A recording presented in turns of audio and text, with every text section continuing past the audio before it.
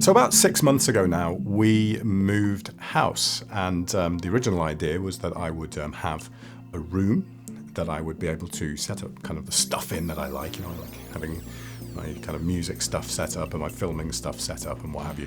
It didn't work out that way because our two boys are still sleeping in separate rooms. They were going to be sleeping in the same room anyway. That never worked out that way, so I didn't get my room. Instead, I got this room, and I walked into it for the first time, and it was just like, oh my God, this is acoustically, this is an absolute nightmare. We've got hard floors, we've got high ceilings, and it's not a big room, but it was just absolutely terrible, seriously.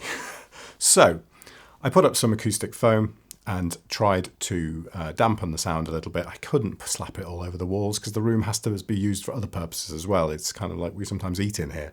We sometimes work in here as well. We have a table here that we do work on. So it couldn't be used for everything. So I put some up, not a huge amount. In short, does it make any difference, acoustic foam? No, not really. Particularly, you get stuff on Amazon, I think it's from a company called Zoom or something like that, and oh God, the stuff is terrible. It's about when it has the little sort of bumpy bits on it, but ultimately the foam is about 5 millimeters thick, and in short, it's just doing nothing from what I can tell. I imagine if you plastered it all over your room, you would hear a difference. It would reduce those kind of that kind of reverb time a little bit, or RT60, I guess, as it's known, which I think is the time it takes for reverb in a room to drop to minus 60 dB. And I think it's the standard measurement for any acoustic treatment or acoustic, basically not soundproofing, sorting out the sound in a room. So I decided ultimately to invest, and this isn't a promotional video by any means, this is just more of an appreciation than anything else. I decided to invest in some acoustic panels. Now, don't get me wrong, I realise these things are quite expensive compared to foam, and I also realise that if you have the slightest bit of nous about you in a DIY department, you could make these yourself. You could probably do something, maybe not to quite the same finish as easily, but you could do something yourself and it would be effective. But as far as the GIK Acoustics or GIK Acoustics, I don't know how they pronounce it, that's the company I used, and I invested in a load of panels which I've put on the wall. You can see a couple of them behind me here. Not absolutely plastered the wall, but in total there are probably about 9 or 10 across the room, and the difference is just phenomenal. It is unbelievable. But the main point that I want to make around this is, two main points really. Firstly, it's important to determine what you want from your room, I think. So in my case, I want a room to sound as dead as possible, really. Some people will say, well, you take all the character out of the room. If you're absorbing all the sound, if you're absorbing all those reflections, you have no kind of character. You might want a small amount of reverb. You might want for that to exist. I don't. I want this to be almost like a vocal booth, where you have a dead sound that you can then process later. That's what I want from my room. And I think a lot of people who have these sort of home studio setups like this will probably be after the same thing, because really there's enough stuff in a room in a house to scatter sound anyway. So just go for absorption in my case.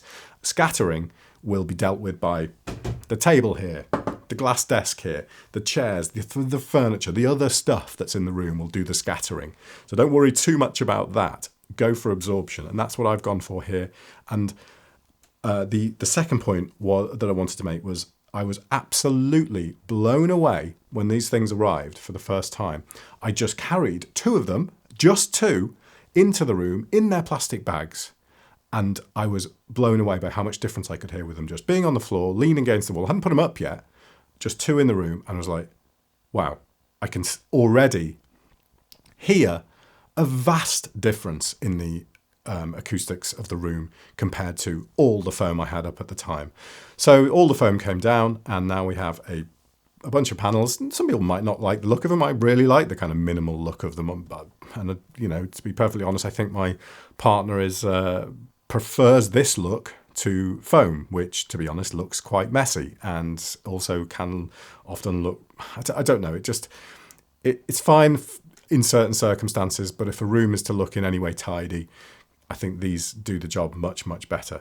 All right, so I figured it's probably better if I just show you rather than talking about it. So here's the camera that I'm looking at now, and directly behind this monitor here, I have a kind of bass movable panel that just sort of sits on the floor on little metal brackets, and that's sort of, I think it's 1.43 meters tall, relatively thick, not too bad.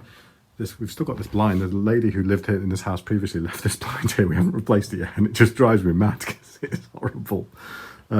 This is a spare one that's just in the corner at the moment. I was left with one spare with the kind of setup that I had, because they come in boxes of 3, these thinner panels. These are the thinner ones. So I've got 2 on this wall here, and I've got 2 in landscape just to provide a little, to break it up a little bit, and this wall here. Got 1 in this corner here, and then on the back wall here I've got 3 bass ones because I couldn't have any, just can't do them in the corners. I can't do them in the edge of the ceiling there, because whatever you call it, is that coving or something? This old style of ceiling, I can't do it. I just can't fit stuff to the ceiling. So these are the bass ones. The response on these is very different from the others, and these are much, much denser, much, much heavier, probably about kind of 4 times the weight of these panels here. And there, just if you're interested, I hang cables on the back of the door because it's much easier to hang cables and lift them off when you want to use them versus having a box full of them. And then I've just got another 3 here which just fill out the rest of the room, and desk is there. So that is the layout, and for me it makes a phenomenal difference, huge difference to the room. The mouse has loads of functionality on it. It doesn't have independent drivers, you just plug it in. So it's kind of got all the more advanced buttons than just a standard kind of 2-button and vertical scroll wheel mouse. This is the big problem with the acoustic foam, is that it's so thin and so kind of, it's just like air basically. Yes, you may have some absorption up around kind of, I don't know, what, 4 or 5K, but what's that going to do? Any sort of boom that you hear in a room, that sort of like sort of sound in a room, is caused much lower down. And that's what you want to, to get rid of. Plus you sort of all your, like whatever they call it, like flutter echo and all these sort of things, and the lower frequency that resonates round. I'm not an expert in this stuff. I just know that what I had previously in this room was unusable almost, and it frustrated me no end because I was trying to record stuff and I was trying to just put whatever I could anywhere to try and dampen it, without being permanent, because the room has to be used by other stuff. I bought a few of these, and within a week I would bought a few more, and now I'm absolutely made up with the results. So it's an investment because you don't have to do this often. You can move, you don't have to do it again, and you can move them around as well. You're not committing to kind of sticking foam to a wall or anything like that. You can just lift them off the wall. They're on picture hooks, for heaven's sake.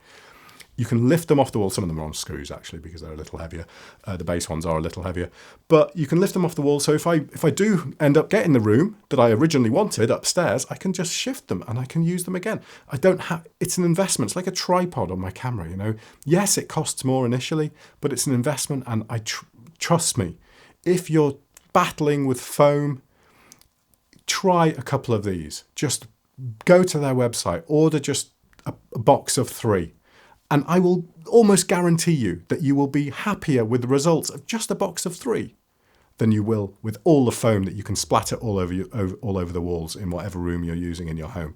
I say that to any YouTubers out there. I say that to anyone who's just trying to produce these kind of videos where they just need a bit of decent sort of audio, not kind of marred by huge reverb times in the room. I'm not saying this to acoustic audio engineers. I'm not saying this to serious kind of mixers and musicians, because you'll already know what you're doing, I assume, and you might want a room to be a certain way for a certain reason, and you'll treat it accordingly. But anyway, that's my little kind of chat today about acoustic treatment and what a difference doing it properly has made for me.